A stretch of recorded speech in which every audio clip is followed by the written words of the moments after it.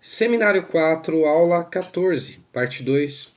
Vamos falar sobre como que na perversão a pulsão de ser visto e de ver, ou seja, a pulsão escópica, como que a pulsão escópica funciona na perversão.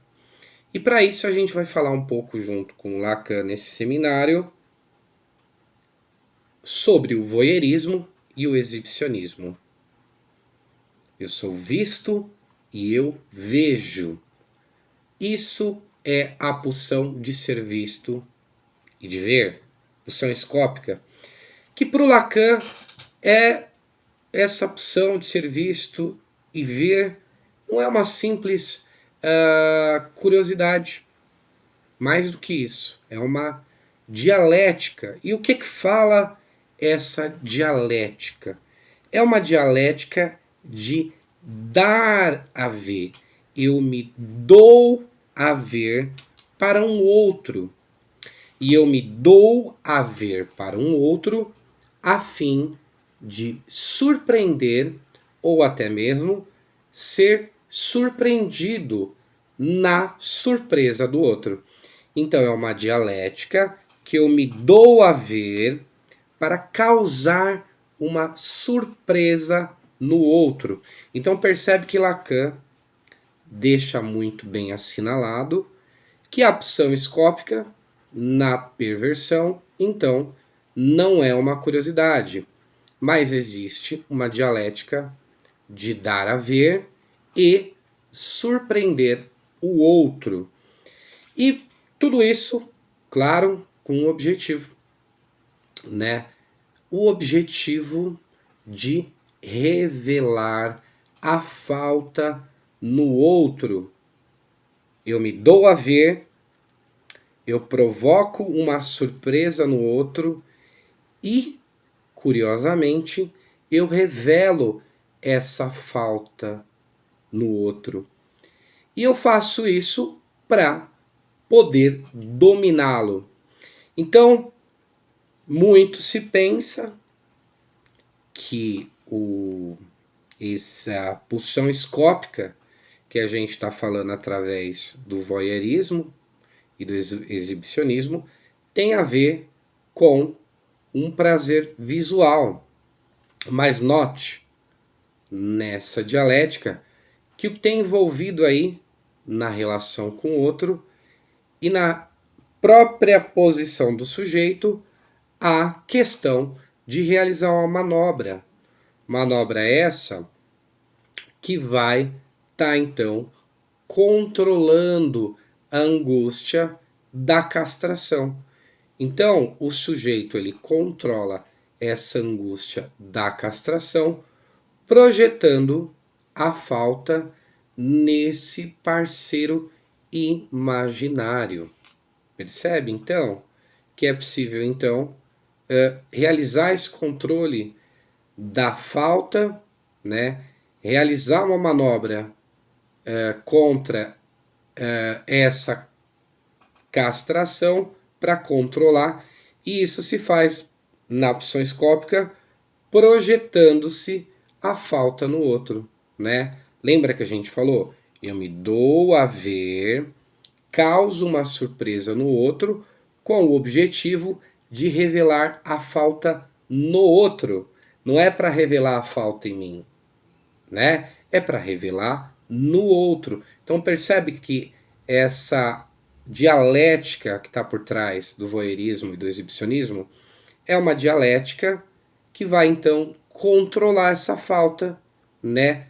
Controlando ela no campo do outro por meio dessa dialética, né?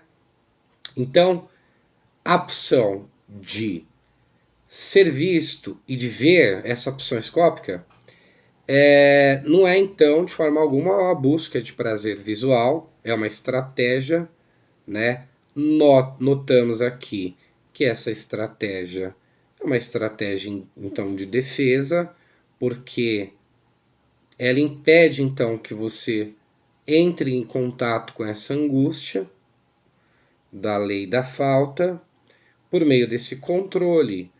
Lembrando que no perverso existe uma recusa à lei. Então é uma forma, é uma mostração que viabiliza então essa manobra também de recusa. Então, essa estratégia, notas, a gente consegue verificar aqui que é então uma estratégia estrutural, né, de defesa contra essa angústia de castração, muito bem organizada, estruturada, com uma lógica, né? Então, falando dessa opção escópica, desse ver e ser visto, essa opção, a gente tem um núcleo nisso, né? Então, o núcleo, retornando à ideia, o núcleo é dar-se a ver para o outro e fazer-se surpreender, certo? Bom, a gente também tem o Lacan falando que no exibicionismo é um exemplo que traz um paradigma, né, bem paradigmático, no sentido dessa estratégia, porque o ato então desse exibicionismo é projetar ativamente, de maneira ativa, essa castração sobre o outro. Lembra que a gente falou na dialética? Dar-se a ver e surpreender, causar um certo choque, espanto no outro, né? Então, o outro ele vai, então, entrar em contato com essa castração, com a castração dele, né? E aí é assim então que no exibicionismo se projeta a castração sobre o outro, porque a castração está presente no outro. Exibir uma namorada, um namorado, com roupas curtas, né? Causar com algumas atitudes alguns. Ou roupas curtas, eu digo assim, nessa estrutura, uma roupa muito curta, cada vez mais curta, a fim de chocar esse outro. Então percebe que essa manobra estrutural de chocar o outro, né, esse exibicionismo que você pode fazer consigo ou até mesmo com o outro, está inserido nessa estrutura de dar-se a ver e surpreender, nessa dialética. E o outro que fica chocado, né, e você tem essa percepção do choque do outro, né, do espanto no outro, da surpresa no outro, né? E isso é a castração do outro. É você então projetando, né? Você, eu digo assim, a pessoa ativamente agindo por meio desses atos, ativamente então você está projetando a castração sobre esse outro que se surpreende. Pensa na praia, no exemplo que eu te dei. Então, o exibicionista ele inverte então essa posição estrutural, né? Ele transforma o outro em quem não tem, no caso, né, o falo, e, além de não ter, esse outro sente vergonha dessa falta. Então, olha, uma atitude, uma ação de uma pessoa exibicionista, ela pode sim produzir isso no outro, né? Essa percepção de choque, que estruturalmente falando é essa percepção de falta, de não ter o falo, e a vergonha. E isso tudo pode desenrolar numa. Então, quando o exibicionista, né, ele expõe essa falta no outro, né, e ele expõe essa falta no outro através do inesperado, né, dentro dessa dialética, então o exibicionista ele está invertendo, né, essa posição estrutural. A falta que ele poderia localizar no campo do outro, né, e assumir essa lei da falta, ele transforma isso e no outro que não tem esse falo, né? E que sente vergonha por não ter esse falo. Então, é uma vivência, né, colocada em termos mais práticos, e você provoca então esse surpreender, você dar-se a ver para o outro e surpreende, e esse outro vivencia isso com a experiência da própria falta, da própria limitação, mais uma experiência de vergonha. Então, em termos práticos, para o outro pode acontecer dessa forma. E de alguma forma, o exibicionista está afirmando, né, a presença do falo em si mesmo, na medida que ele está nesse lugar de potência e de recusa da lei, eu mostro mesmo, eu vou até os limites, então eu estou nesse lugar de potência, eu não vivo as limitações da lei, né, do ponto de vista estrutural, nós estaremos falando do falo como operador, né, e eu afirmo essa presença enquanto potência, né, a presença desse falo em si mesmo, e aponto essa limitação fálica do outro, né?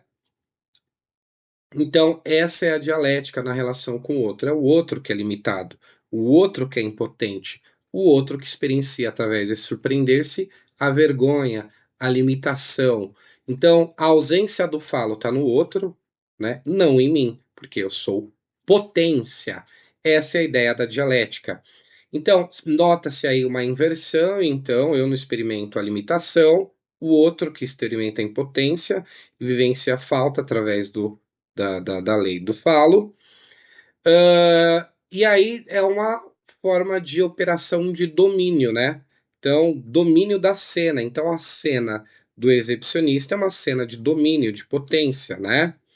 Que vai, então, neutralizar a ameaça da castração, que também, em termos práticos, ele vivencia, então, essa potência cada vez mais potente, potente, potente, nesse exibicionismo, e não vive a limitação dessa potência, tá bom? Bom, e aí a gente então pode dizer que o exibicionismo, né, de forma alguma é um ato, como muitos pensam, um ato de sedução, ou algo assim, aquele choque, aquele espanto que você causa no outro através do seu exibicionismo, e que isso acontece de forma gratuita, né? Mas a gente nota aqui que é uma encenação, que é bem precisa, que serve para fazer o outro carregar essa castração, esse limite, né?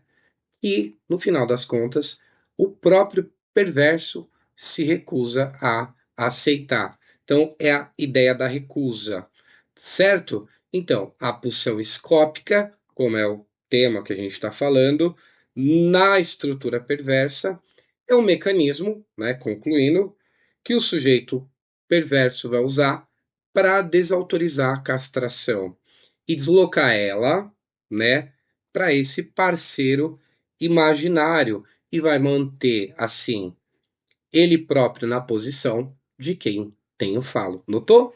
Certo? Olha a opção escópica aí, né? E a relação com a estrutura perversa tem uma relação, né? Eu acho que bem claro isso. Certo? Acho que é isso. A gente pode falar também de outras coisas, mas vamos deixar para o próximo vídeo, tá bom? Um abraço, até, tchau.